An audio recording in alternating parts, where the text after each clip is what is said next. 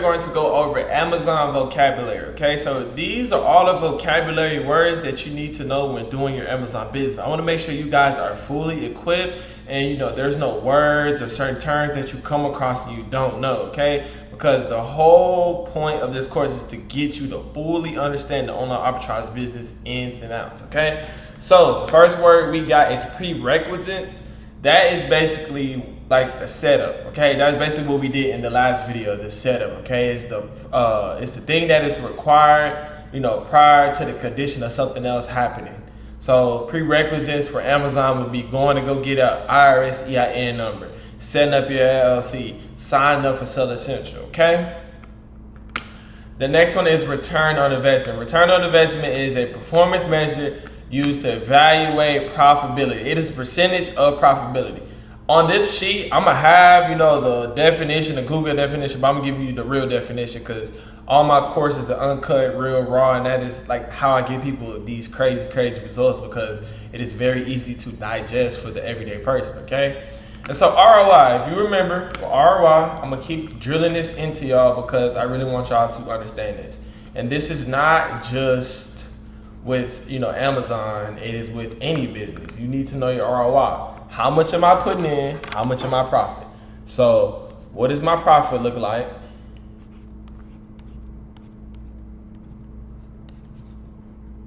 Divided by how much am I putting in? That equals your ROI, okay? So if you profit $250, hold on, not smart lookup, I don't wanna do that. So if you profit $250 and your cost was $1,000, you divide that, you're gonna get 0.25, it's 25% ROI. That means if you put in 1,000, you're gonna make $250 back. If you put 100,000 in, so if this turns into 100,000, same thing, 25% ROI, okay? And so people ask me does it matter how much? It's the same ROIs regardless. That's why the more you invest, the more, you'll end up making because the ROIs stay the same, but what does not stay the same is, when, you buy in bulk from these websites, sometimes you get a major discount or you get points from buying so much that you would get, a credit and have $1,000 credit or whatever just for spending so much with them. Same goes with wholesale and suppliers. The more you spend on inventory, the cheaper you get the prices for, the bulk price for, okay? All right, let's go back to the vocabulary. All right, vendor. So your vendor is, the person or like the supplier, basically a supplier. We don't really deal with suppliers, but technically our vendor would be like Walmart.com, Kmart.com. Vendor is the source of where you're getting the products from. All right, freight. So freight is where you transport items and goods by a truck. And for freight, for trucks, we use freightquote.com. Very easy. And say if you needed a freight for any reason, which with like online arbitrage, basically what some people do, what some Amazon sellers do, is instead of, which this is Waffle FBS, so I want you to use prep centers. But instead of, so this is Walmart.com. Instead of sending it to a prep center, okay, they'll send it to their house. And then they'll send it to Amazon, okay? Now, I'm showing y'all we use freight quote. This is really for wholesale. For online arbitrage, you really would not need freight quote unless there's a situation to where you have to, pick up a product or whatever, right? When you do use freight quote, all you gotta do is put in all the information, the correct information, like where you taking it to, where is it being shipped from, all the right addresses, and then you can get a quote. And then if you have problems with whatever quote you get, talk on the phone. These are humans, okay? These are humans that run these websites on the other side, dealing with the prep center. Call them in, they're humans. They want your business. Freight quote wants your business, so make sure that they make it as comfortable for you as possible, okay? All right, gatings. Gatings is basically some products on Amazon are gated because they are very, how can I put it?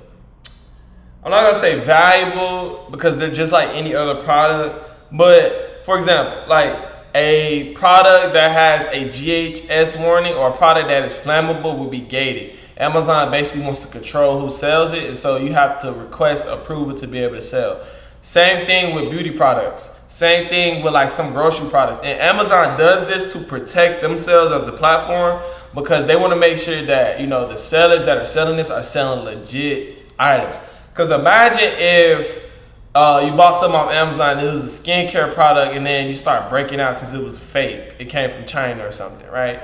That'd be on Amazon's fault. And then like Amazon will have to pay for, you know, if you try to sue them. So Amazon, on certain products that are very, I don't know, like special products, right? Like they gate, okay? Now there are ways to get ungated, which I do teach you, okay? I do teach you in a video later on how to get ungated, all right? IPI is an inventory performance index, and that is basically your number, like your scorecard for Amazon. Like how fast is your inventory coming in? How fast is it selling? What do your reviews look like? You really don't have to worry about that. All you want to do is make sure you have an IPI above 500. That's it. Very easy to keep your IPI above 500. Like if you just do the simple method of buying something for low, sending it through FBA, like you don't really have to maintain an IPI. Like it's nothing you sit up and watch. Like I'm trying to get it higher. Like it just happens naturally. Like you're gonna naturally have a good IPI, okay? Invoice, okay? Invoice is basically when you pay for products, you get a receipt back, okay? Or, so you can have an invoice that is a receipt as well as you can send an invoice, and that is basically you telling someone else to pay, all right? Or the supplier telling you to pay, okay? So when you wanna buy goods from a supplier, which we don't, I'm saying a supplier, but we don't really use suppliers, right? Like we use Walmart.com, Kmart.com for online arbitrage, but in general, like for the business general, you wanna know this type of stuff, all right? I do the same for all my like, you know, programs within the Wi-Fi FBA name. I do all like the same vocabulary sheet because I feel like it doesn't matter what, you know, particular niche you're in. If you're doing wholesale, online arbitrage, retail, you need to know all this stuff to be more, you know, knowledgeable on the Amazon topic. Whether you watch somebody else talk about Amazon or whatever, you are more knowledgeable on, you know, the topic, all right? Business entity, very simple. It's like LLCs, S corporations. We always use LLCs, very simple. All right, unfulfillable. So as Amazon, sometimes you will have unfulfillable inventory and they'll send it back to your house. Now that's happened to me before. It doesn't happen a lot. Like out of 100 units, I probably have like 1 unit, 2 units that is unfulfillable. And to be honest, I don't be knowing the reason why. But what happens is I get it sent back to my house. They automatically send it back. And what I do with that inventory, instead of just trashing it, I real life just go sell it on eBay. Go list it on eBay and try to get a sale. Or I list it on Facebook Marketplace and, you know, get a quick sale and still make my ROI, okay, my money. All right, metrics, right? So metrics is the method of measuring something. So you always want to look at account metrics. You always want to make sure that you don't have a lot of unfulfillable inventory, that you get in reviews, that you're,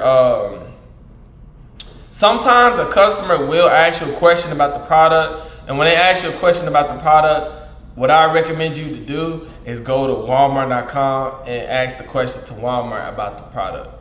That way, whatever Walmart says, whatever website, you can relay the same message back to Amazon. So for example, I've had speakers and somebody will ask, hey, you know, does this speaker fit on the Ford F-150 or something? I'm like, okay, I don't know about speakers. I just bought it, you know, it was profitable. And so what I did was I went back and asked, you know, does this speaker fit on the Ford F-150? And then they told me, okay? Capital, when somebody asks, hey, how much capital do you have? Or you tell somebody you have a lot of capital, that basically means money. Like, you know, I have a lot of capital. And, you know, the key to online arbitrage is finding the good products on other websites. So finding the price gaps, right? And then having capital to, you know, buy up all of that, all right? Preparation, so prep centers. Prep centers are very easy. You can literally search up a prep center anywhere. Miami, prep center. Oh, right here. FBA, Amazon FBA Prep Center. I can search up, let's say from NY, New York Prep Center.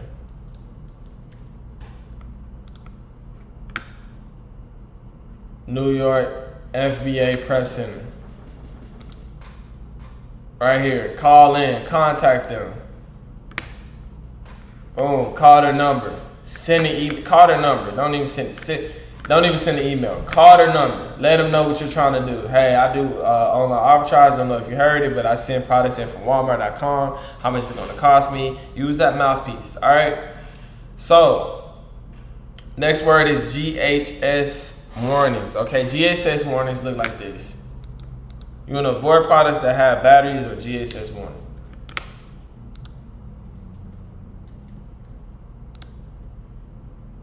This is a GHS one right here. Alright, you want to avoid that, right? Because 9 times out of 10, it is gated. Also, when something is gated, you can easily request approval instantly. Alright, literally one button to request approval. We're going to have a little small video over gatings, alright? I'm going to make sure I throw that in there for y'all. Alright, MOV, that means minimum order value. So let me show you this. Even though you're not dealing with suppliers, let me show you the concept of MOV versus MOQ.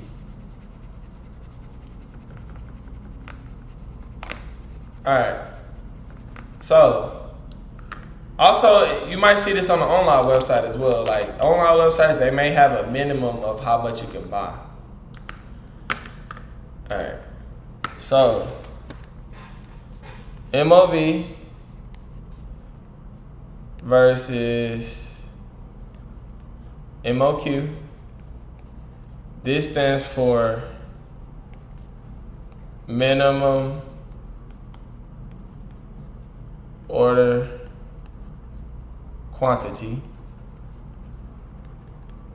This stands for minimum order value, right? And so when you're trying to buy from these suppliers or maybe even the website, they always going to have minimums, all right? Minimums, like like how much you have to buy to minimum be able to get this purchase, all right? And so the difference between MOV and MOQ is MOV is based on value. So for example, they might, let's say we're looking at a pallet of staplers, some random stuff like staplers, right?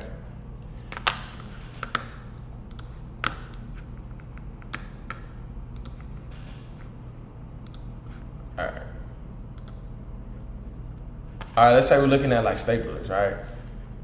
Now the supplier or the website might have MOV $200.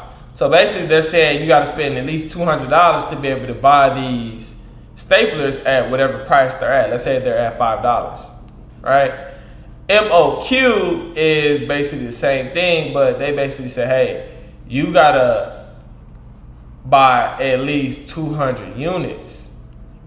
So the difference is this one is based on price, this one is based on units. Most suppliers do MOQ, units. This is gonna be 90% of suppliers, okay? That is the difference. MOQ is, the minimum order of units, quantity. MOV is value. So they say, hey, to be able to buy these staples for $5, you got to spend $200. Hey, to be able to buy these staples for $5, you got to buy at least 200 of them. Most suppliers do it this way, okay? Do we really deal with suppliers?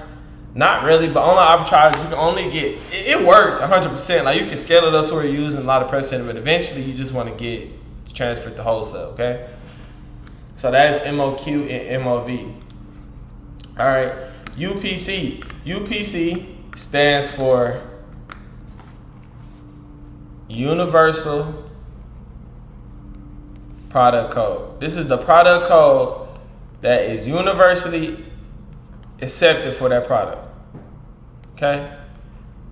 That means no matter where you go, this UPC is going to identify the exact product. Every product on Amazon has a UPC and an ASIN. Okay? I want to say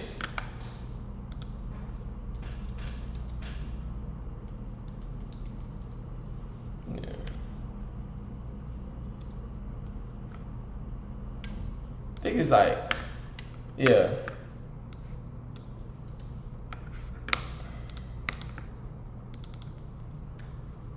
So this is your Amazon standard identification number.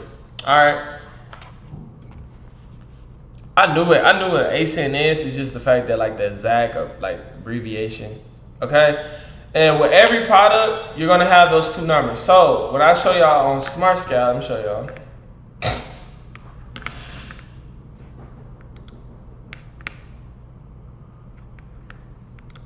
Go to products, right?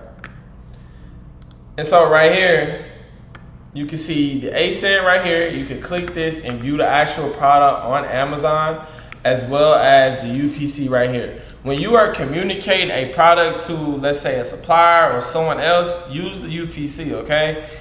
Not every product has an ASIN, right? Because it might not be sold on Amazon. This ASIN is taking you directly to the listing.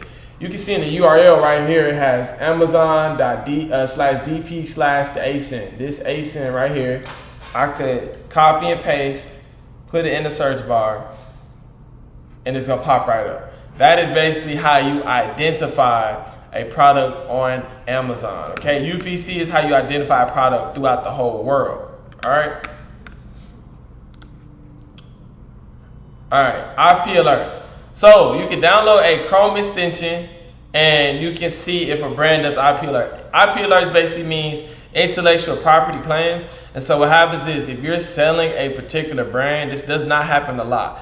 It's never happened to someone in my chat. I don't believe so.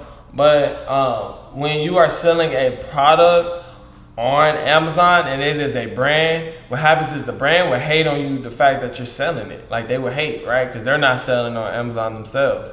Or, you know, they got it on Walmart, but it's going on Amazon for more and you took the opportunity. They won't like it. So what they'll do is complain to Amazon and say, hey, his products are fake. What you can do if you get an IP alert is send in an invoice. But if, you know, if the IP alert still stands, you probably have to take out the listing. But this is why when we do our product research and we look for products, I always scroll over and check number of FBA sellers. Because if it's 1 or 2, you're likely to get an IP claim. If it's more than 3, that means their product is a FBA product and there are a lot of people selling it and you should be good to sell as well. Like products like this, 21, 22, 5, 8, 7, you won't have to worry about it, all right? If an IP claim happens, everybody has to get off the listing. So you do not have to worry about, you know, that type of stuff, all right? All right, plateau. So here's what I'm talking about when I say plateau, right? So you will hear me say in the product research video, look at the history, look at the sales history, look at the plateau. And so what you want to do is you want to click this and look at history.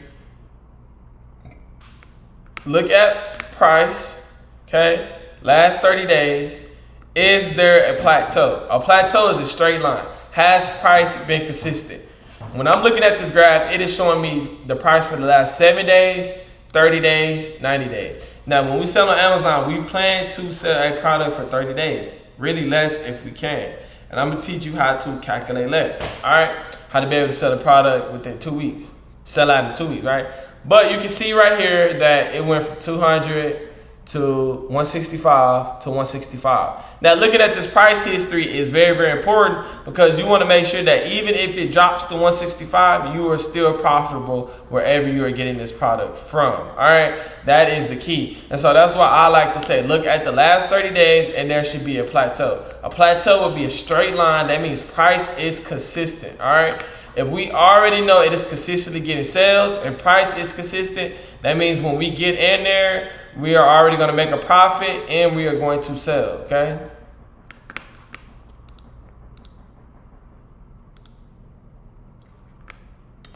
Let's see if this has a plateau.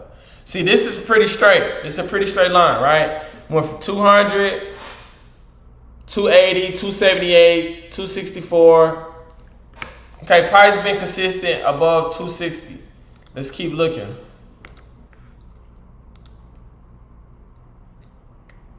I want to show y'all like a straight plateau. Price kind of consistent on this one, 120, 124. It kind of bounces between 120 and 124 a lot. All right, that's pretty consistent. Now you could just run your numbers at 120, okay? And what I mean by run your numbers is basically like, if you're getting your product for $80 and you're trying to figure out if you're gonna make profit, you need to calculate how much you're gonna sell it for 120. Okay, not 124, because you want to do the lowest number on the plateau to make sure that, you know, right here, where's that product at? I lost it. I don't think that was it. Let's see. I think I lost it.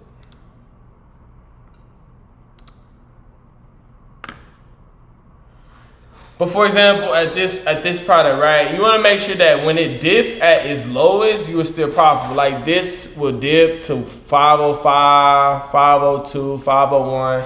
And so if I'm doing my research and I'm getting this product for, let's say, you know, $400, I want to calculate, you know, my ROI based on the price that it is going to sell for 504, right? The lowest point of the plateau, okay? And so the two things to look at is you want to make sure that the line is straight. It's a straight, consistent price, as well as you are still profitable when it reaches its lowest price point. All right, that is basically plateau. And we're going to go over that when I do product research. All right, so the next word is ASIN, right? Standard identification number. See, I already had the what it meant for, right? But ASIN is a 10-digit code that identifies products on Amazon. All right. Now let's get to SPD. SPD means small parcel delivery. This consists of unit, pack, individual boxes. All right. These are normally smaller shipment. So when, you know, your prep center has your product, it depends on how much of the product you have. If it is a pallet or like small boxes. If it's small boxes and it weighs less than 50 pounds, use SPD, okay? Amazon is going to ask you, is it SPD or LTL? I'm going to show you basically the back end of how to work that when I, you know, show y'all the video and we go over the video of how to create a shipment plan. But SPD is small deliveries, small boxes, couple boxes. LTL stands for less than truckload, pallets. That means pallets. That's all that means, all right?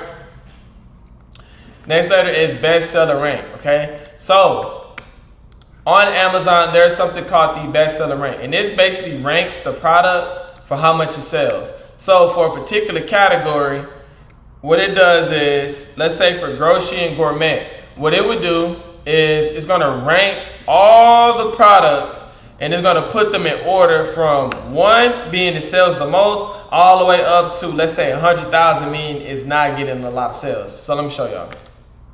So let's say we're doing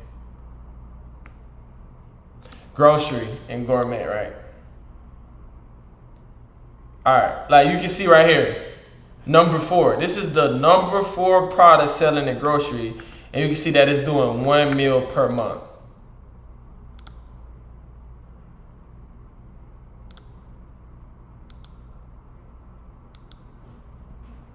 Let's do the top 10.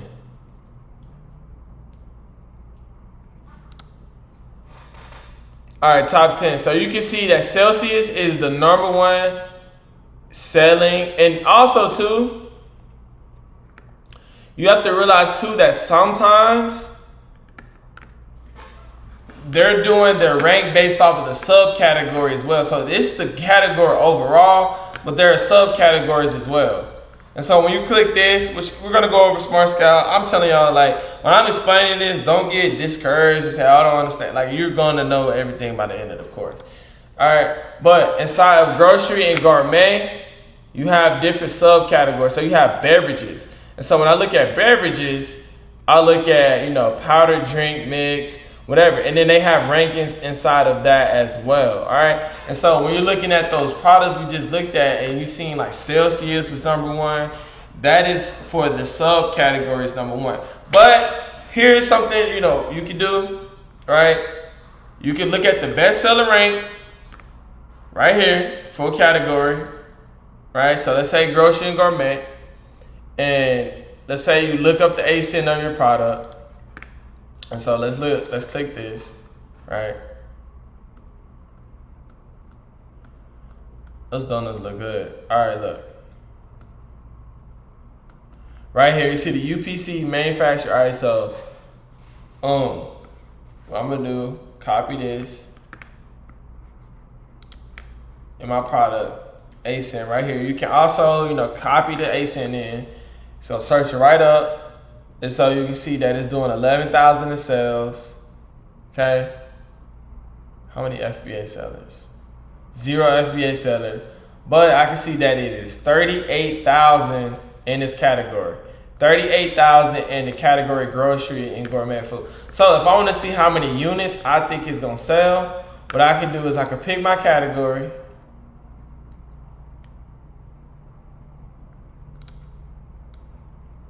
and do 38,000. Boom. So it's telling me that it is selling around 348 sales. That means on that particular listing, 348 sales are happening. So that is how you can use, sales rank and, the sales estimator to real life figure out, is it selling? Because that's what we're doing, y'all. Like when we're looking at a product, we're trying to see, okay, how much is it selling per month? 11,000, cool. How many units? 341 units. All right, bet. How many FBA sellers? How much competition am I going to have? What is the buy box price? $34. All right, bet. How much am I getting it for on my other website that I'm looking at? As well as, let's look at the details. How much a buy box is someone else getting? Which I'm gonna go over buy box as well. How much is buy box? Like Polar Bear Store is getting 99% of buy box. They're doing 11,000. Okay. Well, what's the history? What price point? This is a good example of a plateau. Like literally, it's the same price, $34, $34. All right, very consistent. All right, and so I'll look at the plateau and be like, okay, how has this been selling in the last 30 days? How has it been selling in the last 90 days? See, this is a good example of a real life plateau, a really good plateau. Now, which I'm gonna teach y'all. When I do my numbers and I find out that, okay, this product is selling on Amazon for $34 consistently. All right, I'm getting this product from my supplier for $15. Now, when I try to calculate profit, I have accurate numbers and I can, do my best to predict next month what the prices are gonna look like. And for the most part, if there's demand for a product, it's never gonna leave. Like that demand for the product is never gonna leave. So next month, most likely it's gonna be the same, $34 for buy box price, as well as doing 11,000 per month. All right. Let's keep going. All right. KPI stands for key performance indicator. You really don't have to worry about that. That is basically the measure of performance. All right. Free on board is a shipment term used to indicate whether the seller is liable for the goods, right? So Amazon, if you ship your products to Amazon and let's say you got 200 units and only 150 units are in Amazon, that means Amazon lost 50 of your units. And so what you can do is send them the invoice that you got or the receipt from Walmart, let them know, hey, I need a refund for my products. And what they would do is actually give you your money back for losing your products, okay? So you're cool with that, all right? Manufacturer is the person, the company that makes the goods. It is the first stop. It is, most manufacturers are in China. That's why other FBA sellers would teach to get it from China, but I don't teach that because it is not smart to do so, all right? LLC is limited liability company. I already went over LLC and business setup, and the EIN number is your unique number assigned to your business. It lets the government know, the IRS know that this is separate from your personal income. This is a new entity. All right, and so yeah, y'all, that is it for the Amazon vocabulary video.